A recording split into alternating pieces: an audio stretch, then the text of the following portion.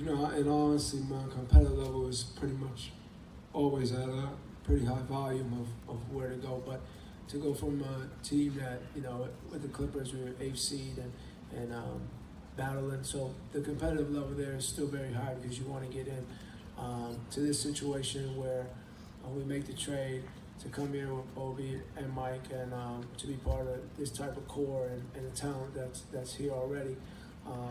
And to really be having our eyes set on a championship, you know, is key. It cranks up another level, as you said, and just in terms of, I know this process for myself right now is going to really enhance me as a basketball player and help me get better and learn more about myself. So I'm excited for it. I mean, when I first got wind of the trade, I was hyped. I wasn't worried about anything. I was like, let's go, let's get it. I was just like, wow, like this is going to be a really great opportunity. Go to a team that is looking to win a championship. So that was the most appealing thing to me, and I was happy about it. I was really happy. I knew a lot about this team before I got here.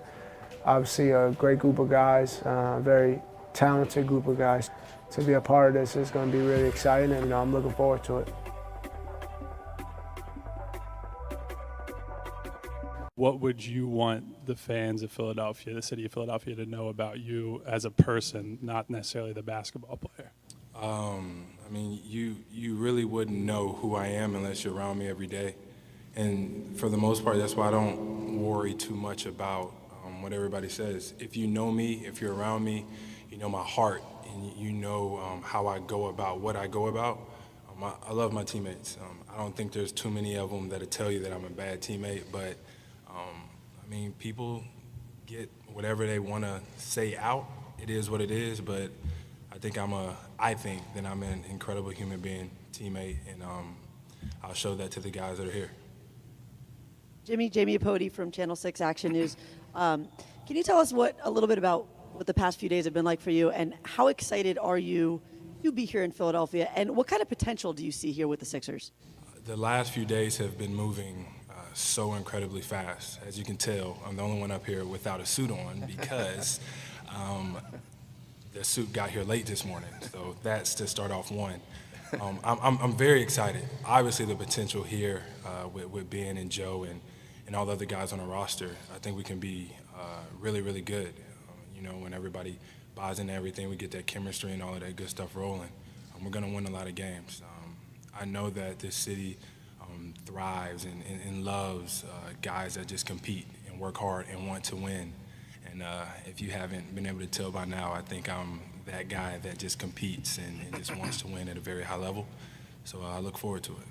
The Philadelphia 76ers see their window of opportunity to contend and to compete at the highest level as now. So they've mortgaged their future to acquire two high-priced and high-profile stars. Was it the right move? That's when we began our NBA talk with senior sports analyst for Heavy.com, Jeff Smith, when he joined me over the weekend.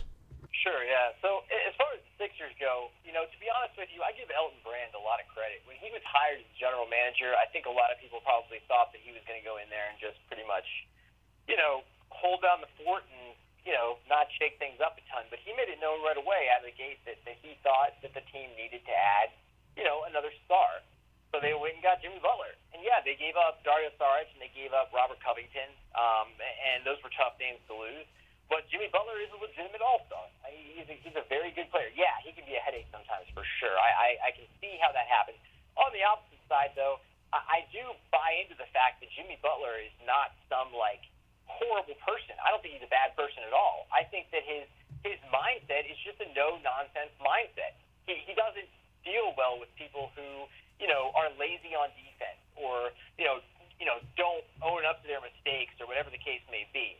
And a reason why I think he actually fits in Philadelphia is because Joel Embiid, he's outspoken, he's very talkative, he's hilarious, but he also owns his mistakes. He has no problem saying, hey, I was terrible tonight, or I did this wrong, or he hates losing too. Ben Simmons, the same exact thing. Ben Simmons has no problem owning up to his own issues and stuff like that. And this is what Jimmy Butler needs to be a part of. But the question is, can he continue to be on a team that has those two with Tobias Harris now? I mean, that's a strong pull with JJ Redick. I mean, there's not a lot of shots to go around from that. But he's taken it in stride, and I'm really interested in him. I've loved watching him and Joel Embiid mess around on the sidelines, on the court and stuff, and you can kind of see those two starting to mesh, and I think that was a big question. But I think that the Sixers have put themselves in a position, obviously, to contend. It's a risk because Jimmy Butler and Tobias Harris can both leave, but Elton Brand is a player's guy, and he's made that known, and people have made that known, other people. So I think he has a great chance to be able to keep those two players. Or maybe Jimmy Butler won't stay. It's a tough call, but regardless, the trades they made haven't left them in a spot where if they lose one of those two guys, they're going to be totally torn apart. I think they'll still be okay. They'll still be fine, and they're still going to be a very talented group moving forward with a lot of upside and appeal in free agency. With this trade being such a risk-reward, how important or critical do you believe it is for the Sixers to maximize their potential during this playoff run? Oh, yeah. I mean, I think they're in a spot now where, I mean, I think this sets it up. I mean, you could probably argue that they have the second best starting lineup in the NBA behind the Warriors. I mean, I don't think that's incredibly outlandish to say. And if, obviously if they are able to get, the type of production from the bench that they are looking for, I think they could add a player or two through the buyout market. I think that'll be something to watch. But I really believe that they are in a spot where they can not only contend now, but I mean, I think they could put together a group that can really do some damage for the foreseeable future. So I'm interested to see how that plays out. But I think they can compete for the Eastern Conference title this year, even as good as the Raptors and Bucks are. And then I think they'd be able to give the Warriors a run. I think they'd be able to make them push them a little bit. I don't know if they could beat them, but not this year maybe. But they have the pieces to make it a fun series. In your opinion, how do you believe the moves during the trade deadline and what we've seen so far this year will affect the rest of the landscape of the league as we surge towards the playoffs? Yeah, so, obviously the biggest topic is going to be, what happens with, the Lakers. I mean, how damaged is that situation? I mean, is it to the point where the players are just going to, have an issue with obviously knowing that they were almost all on the way out, literally? And, how will that work with LeBron? Because LeBron and Anthony Davis are close. That's going to be a big talking point. But I think it sets up an interesting situation in the West. Across the board, I think it's going to create a lot of interest and it's going to create better series overall. The Eastern Conference with the Sixers now, I think it's going to create a great, second, third round matchup there for them. Probably even a first round matchup. They may even draw the Celtics potentially, I think. But, the series across the board should be great. I think that there's so much talent on both sides. The Western Conference is just a big logjam right now.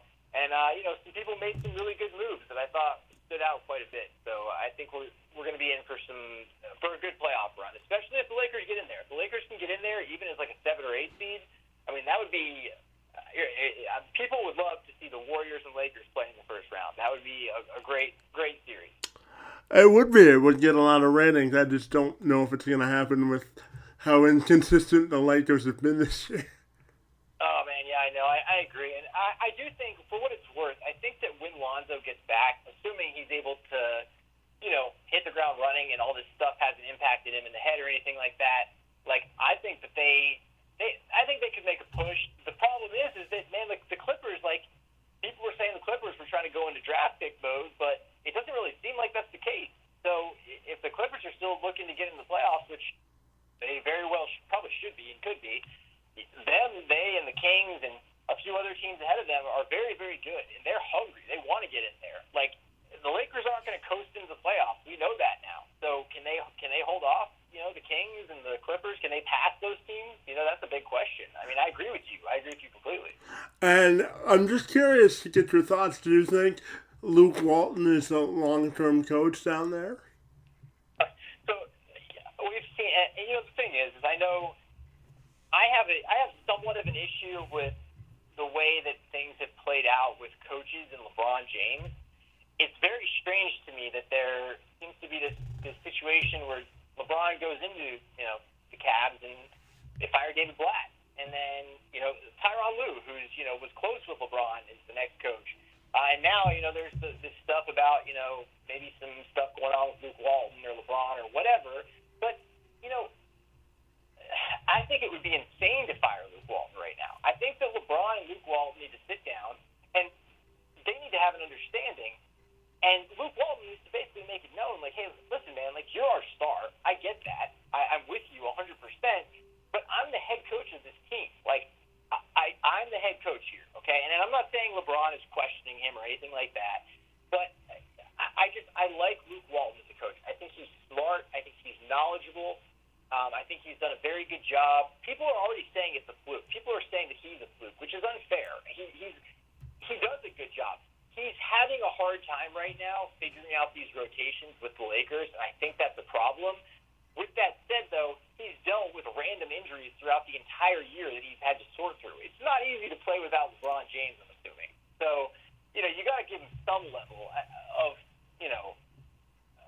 some level of backing on that. I mean, how do you feel about Luke Walton? What do you think? Well, I think that Magic Johnson sort of went for abandoned the whole let's rebuild the smart way and get the superstar. And I realize the market they play in, but I sort of like the Lakers. It's kind of weird to say this, but without LeBron, before LeBron got there, because they were a fun and exciting team to watch, and I don't know if they've lost that appeal at all. I agree. Actually, I really like the way the Lakers were going. I like the direction they were trending, and I thought they had a lot of young pieces that were really interesting. And the thing is like you said, I mean, there's obviously adding LeBron James is something you're probably not going to pass on. If you're not just going to not recruit him or whatever. But I mean, think about that. Like, I mean, think about the core they had beforehand, and then if they had added someone like I don't think about next off season potentially and all the names who were out there and who they could have added, and they already had a strong core and a strong group of players who could put the ball in the hoop, and I just think they could have added another very good free agent or two and set themselves up to just play this like excellent, well-rounded team basketball with young players who are thriving and trending upwards.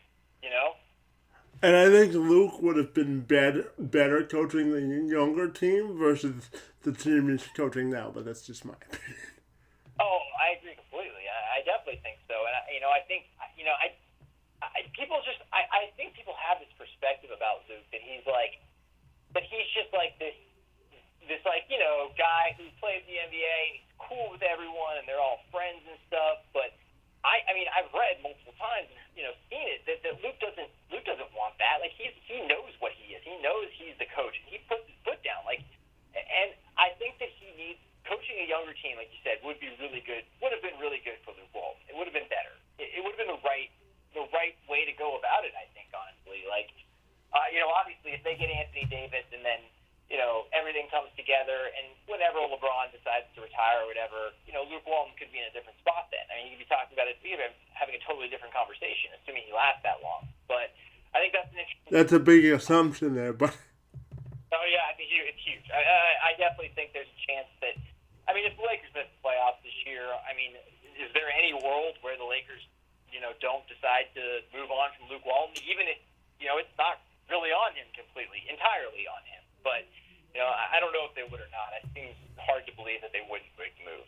Hey, Jeff, we want to thank you for your time and for a couple of minutes on the Two Man Advantage podcast. We really value your time and enjoyed your insights, buddy. Thanks for joining us this afternoon.